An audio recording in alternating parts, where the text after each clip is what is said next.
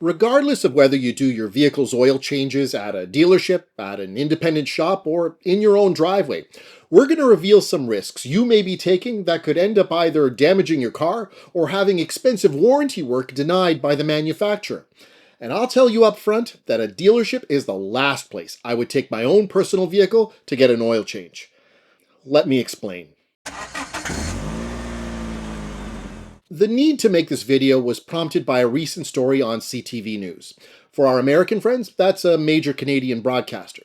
They explained how a woman from Sudbury, Ontario, had expensive warranty work denied by Subaru Canada after her vehicle's engine developed sludge and other issues.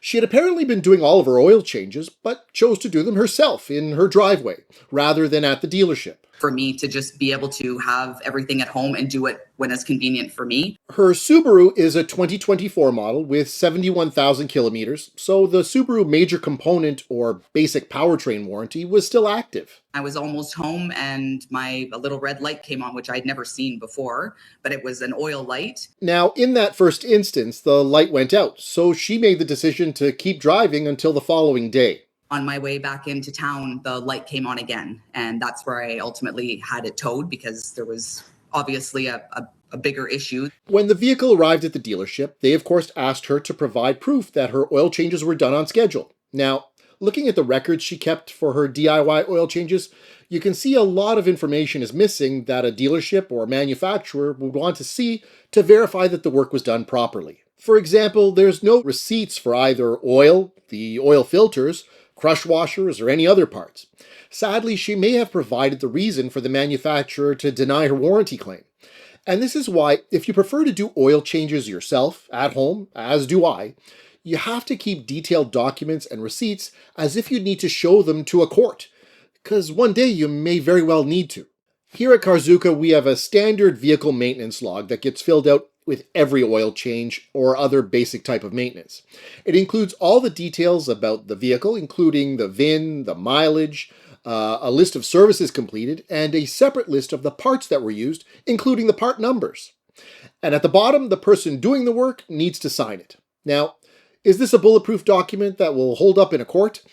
I'm not a lawyer, so I can't answer that question.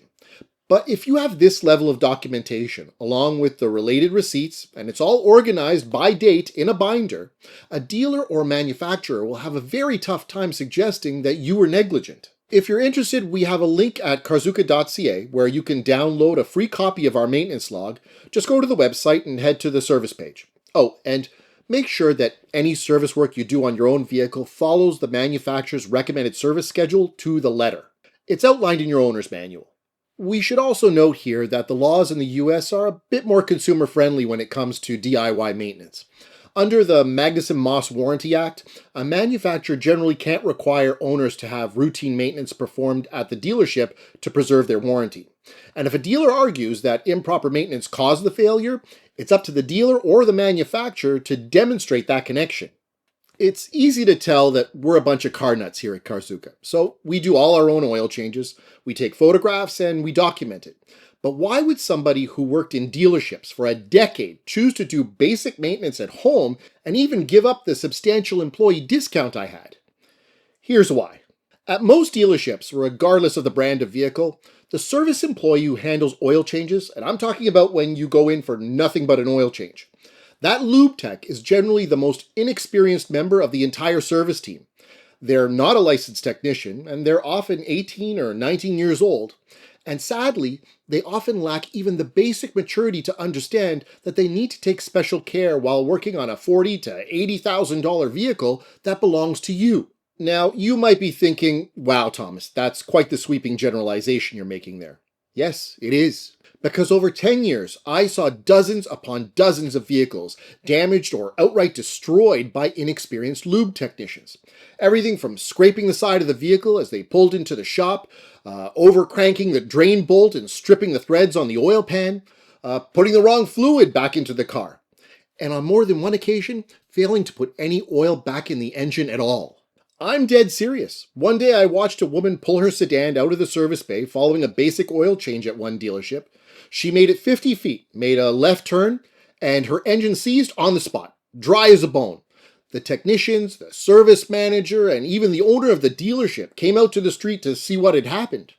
Imagine watching all of them trying to explain that the 18-year-old who just did her oil change got distracted and didn't put any oil back in.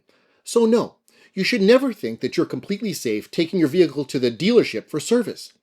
The only saving grace in that scenario was that the dealership was now on the hook for replacing that engine. These types of ridiculous scenarios, though they're not all as severe as that, are why I disagree with the advice offered by the consumer advocate in that same CTV story. When you do the oil change yourself, the risk is too high. I wouldn't do it. You might think you're saving $100, $150. It might cost you thousands of dollars afterward. You see, the reason for doing your own maintenance goes far beyond saving a few bucks. At the end of the day, no one is going to take care of your vehicle like you. That said, I understand that most people don't want the hassle, or maybe they don't have the time, or they're just intimidated by the thought of doing anything under the hood of their car. And that's why we need to go over a few ways you can protect your vehicle from being damaged at a dealership. First, when you arrive at the dealership, ask your service advisor who exactly will be completing the work. Is it a licensed technician, an apprentice, or a kid? If you're not happy with the answer, tell them you want someone more experienced working on your car. Next, when you get your car back, pop the hood. You don't have to be an automotive expert to see if the oil cap has been replaced properly, if there are no drips or leaks under the car.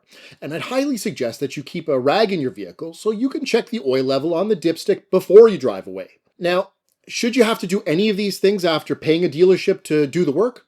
No.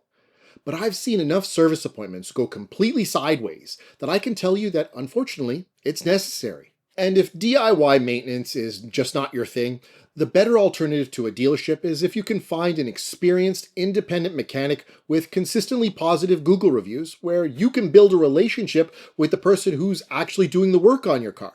That's a match made in heaven. And that mechanic will provide you with the necessary paper trail if your vehicle needs any warranty work down the road. Now, getting back to the story that sparked all of this, Subaru Canada says they're still investigating, so there may still be hope for that car owner. However, right now, she's making lease payments on a vehicle she can't drive. It doesn't sit well with me. So, does taking your car to a dealership for oil changes solve all your problems? Far from it. Does doing your own oil changes at home come with more effort than just draining the pan and filling it up? You bet. But I think we've established here that going to a dealership is not necessarily the only way to protect your warranty coverage. Keeping proper maintenance records, regardless of who does the work, is far more important. Now, we're hoping the information we've shared here can help you avoid seeing your car damaged at a dealership or having an expensive warranty repair denied by the manufacturer. If so, please give us a like and subscribe so we can reach more car buyers just like you. We also have a collection of videos here on YouTube to help you navigate the dealership sales process for your next vehicle purchase. I'm Thomas. This is Carzuka. Thank you so much for coming along for the ride.